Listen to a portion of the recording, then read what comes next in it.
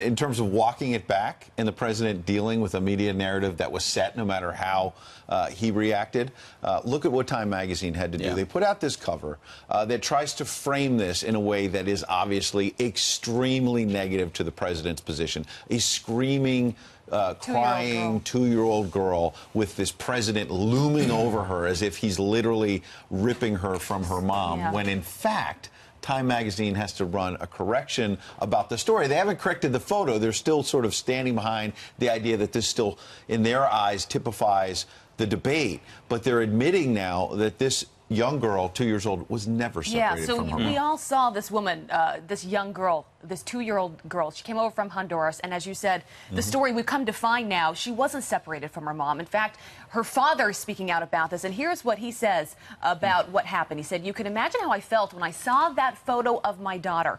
It broke my heart. It's difficult as a father to see that.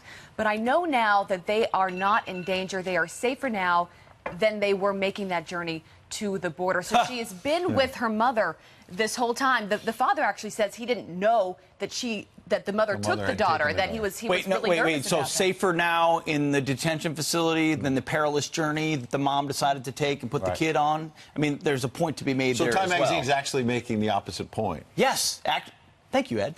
They are trying to help. They're unintentionally making the reverse point. So I'm trying to help you out. They're unintentionally making the reverse point that indeed, actually, here in America, separated, not separated, you are cared for. The laws matter, and the perilous journey you put them on in Mexico is a roll of the dice. But also the message of you see a photo and you can't just jump to a narrative. I think it's so important today to understand what we're talking about. If we're going to look at a photo that seems like it's a terrible situation, let's make sure we back it up with some facts and know the actual story behind it. That's I sent out a tweet tweaking Time magazine about this last night, and I had somebody shoot back at me that, "Oh, nice standing behind your fellow journalists." And I basically said, how would I stand behind basically a fake photo?